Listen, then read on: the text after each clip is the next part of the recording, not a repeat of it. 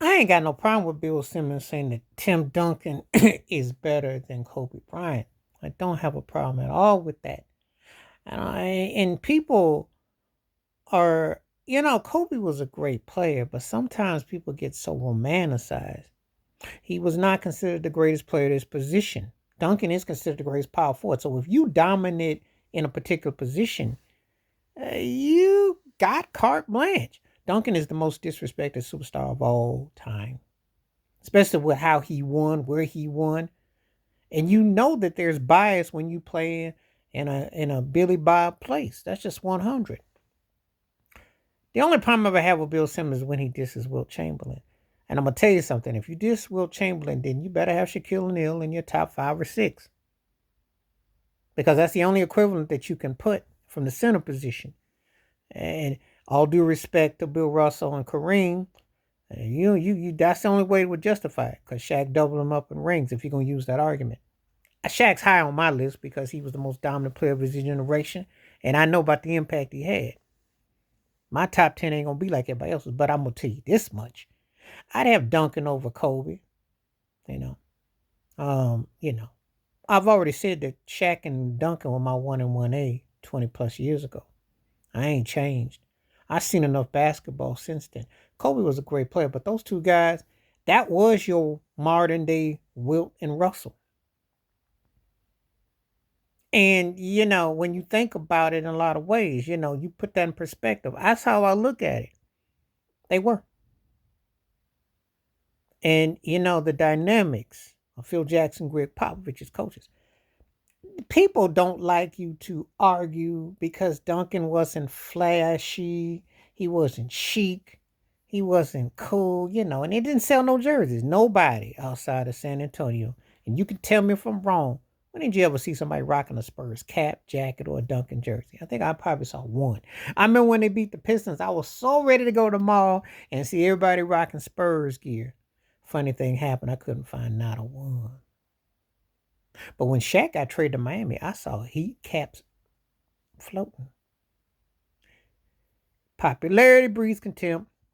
People like the popular choice. Not a problem with that. Not a problem with that. Now, when we get to this particulars over here, I get asked all the time. I said, well, okay, so this is how you feel. How do you come to that? Well, Duncan was called by Shaq the big fundamental. All three of these guys almost cancel each other out because let's keep it 100. If Duncan ain't a nuisance in Shaq and Kobe, especially when Shaq was Shaq, how many more finals will he go to? And vice versa with Duncan. And then vice versa with Kobe. You had to go through them. But Shaq and Duncan were the dominant genes. Kobe got in on it. He came through in the postseason. I know some people are going to say he had some fourth quarters and Shaq was in foul trouble. Shaq hit big free throws. You don't get there without Shaq. Okay? Let me get this straight. 4 centers were brought in to commit 6 fouls. Let that sink in. That dunk against the whole Nets team, Richard Jefferson, even Kenyon Martin, Kmart don't give no love to nobody, will tell you Shaq was a man amongst boys. He was just, you couldn't stop it. And I don't know how many rings he should have had, but 4 rings ain't nothing to sneeze at. Ask LeBron James. He's still stuck at 4. And he didn't had hookup rings. It ain't that easy. Shaq's the last of 3-peat. Look at all the stuff that goes on. But Tim Duncan was dominant, composed, hard to take him out of his character. And he actually played in the more romanticized position of power forward because they wanted to anoint Kevin Garnett and Carmelo before him. You saw power forwards come and go, but there's only one Tim Duncan. And I had a love thing with Kobe. I mean, he didn't play well without Phil as his coach. He needed to have a low post presence because him and Lamar trying to do Jordan and Pippen did not work. Ran all right with him and Karan Butler. He did some things, but he really did not have that. And he was frustrated. He wanted to be traded 2 or 3 times before they got Paul Gasol, which was one of the most comical trades, at the time. So I ain't got no problem with Duncan being ranked ahead of him. People that tend to want flash. And I'm saying this in all due respect because Kobe was one of the hardest working players I saw, but he was more flashier. That's the only difference between him and Duncan. Duncan was a double-double man. So how you gonna pick somebody who wasn't a double-double over a guy who was a double-double man, who was consistent for 20 plus years, who lost one finals and it wasn't his fault? You know, consistency, consistency. You know, so I ain't no problem with that. But his Will Chamberlain disrespect for a guy that's such a so-called historian, Bill Simmons, I got a problem with that. You gotta have Wilt in your top 10, and he lost a lot of finals. People use that for the LeBron criteria. Please don't do that. Don't do that. Because Wilt Chamberlain changed the course of basketball. He was a total player. And he didn't stat pad. The man led the league in assists, for crying out loud, his last year. You got here thinking LeBron's a 2.0 with Magic Johnson. When is he going to lead the league in assists? And Wilt stopped scoring to get others involved. Could you imagine these cats that you see doing that?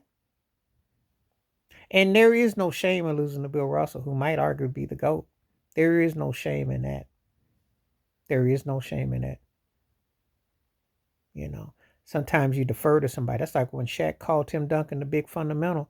How could you argue with that? Shaq was smarter than he get credit for being. A lot of times people were playing him like he a big old grapefruit, like he just, but he he called that man the big fundamental. That's the best. That's the greatest compliment you can give any player. The best.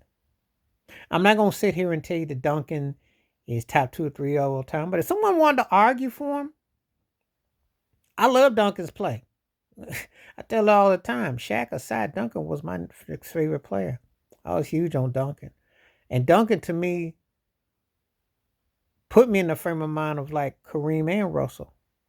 Because you couldn't stop that bank shot. You couldn't stop what he could do. He would be one of the scariest players if he came back today. And believe me, could you imagine him and Victor Wemby together? And Aaron Fox. Could you imagine the Spurs with him today? They would own the West.